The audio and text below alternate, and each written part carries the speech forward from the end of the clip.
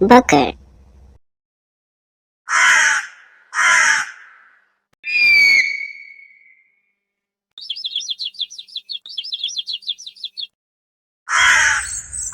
ये कहानी एक गांव सुखपुर के राजा विक्रम सिंह की है, जो अपनी न्यायप्रियता के लिए जाने जाते हैं। एक दिन राजा अपने राज्य से बाहर जाता है। महारानी साहिबा, ये लाल रत्न अपने खजाने में संभाल के रख दो। इसे हमारे मित्र ने तोहफे में दिया है।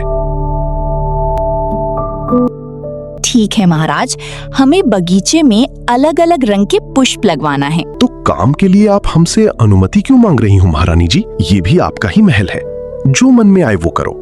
और हाँ, हम बाहर जा रहे हैं, हमें बहुत लेट हो गया है, तो मंत्री जी को बोल के महल की सुरक्षा और बढ़ा दो। ठीक है महाराज। राजा चला जाता है।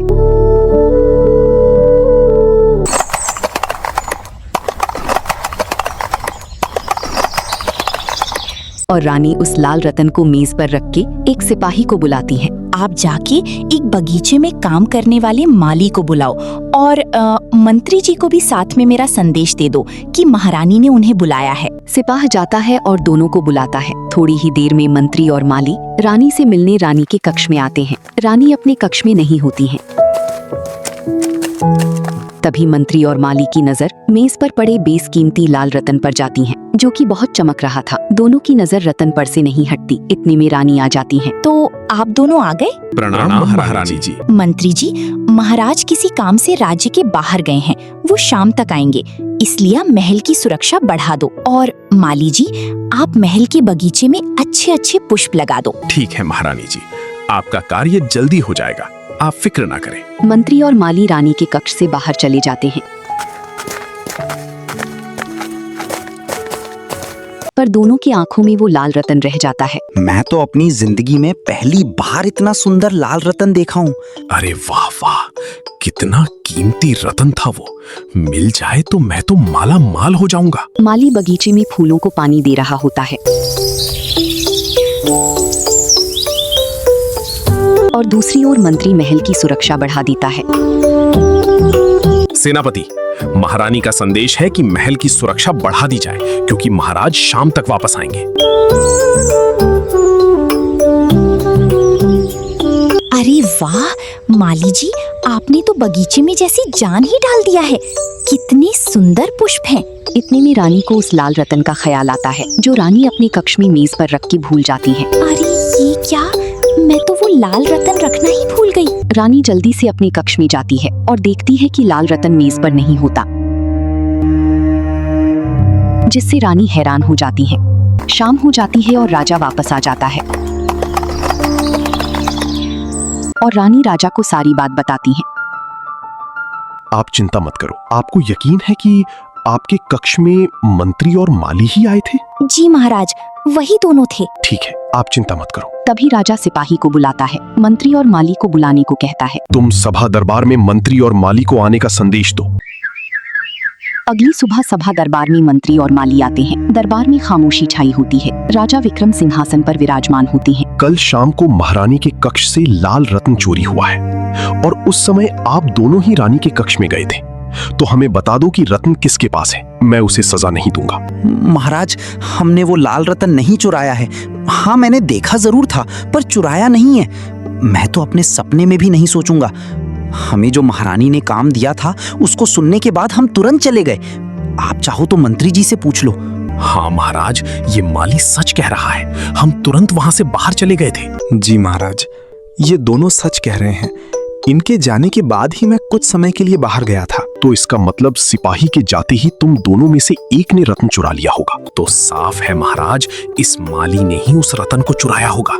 नहीं महाराज, वो रतन मैंने नहीं चुराया है। मुझे अपने रोजगार की कसम।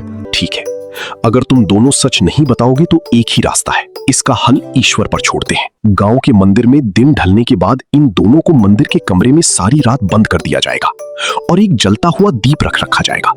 सुबह तक जिसका भी दीप बुझा होगा वही चोर होगा। अगले दिन दोनों को गांव के मंदिर ले जाएगा और दिन ढलती ही माली और मंत्री को अलग अलग छोटे मंदिर में जलते हुए दीपक के साथ बंद कर दिया गया। और सुबह होती ही दोनों को राजा विक्रम के दरबार में पेश किया गया।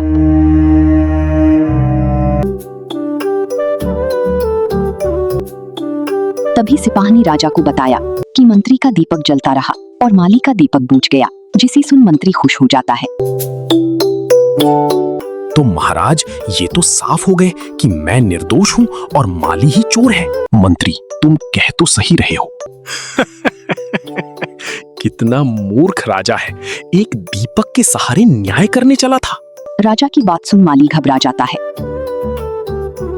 महाराज, मैंने कोई चोरी नहीं की। मैं अपने बच्चों की कसम खाता हूँ। हो सकता है। देखो, ये बात सच है कि माली का दीपक बुझ गया था, पर अभी सच सामने नहीं आया है। सिपाही, जरा तुम पास जाके इन दोनों के हाथों को देख के बताओ कि किसके हाथ में दाग लगा है। सिपाही जल्दी से जाता है, मंत्री और माली के हाथों को देखता है और राजा को बताता है।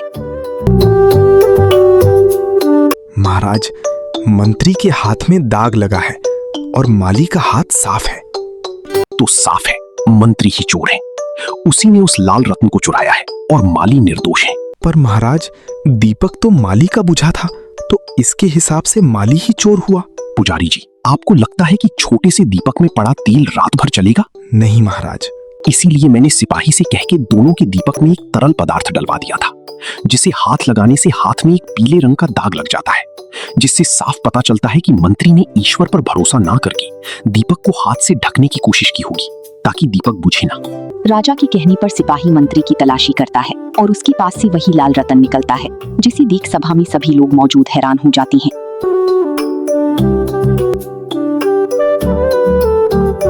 मंत्री अपने घुटन पर बैठ के माफी मांगता है।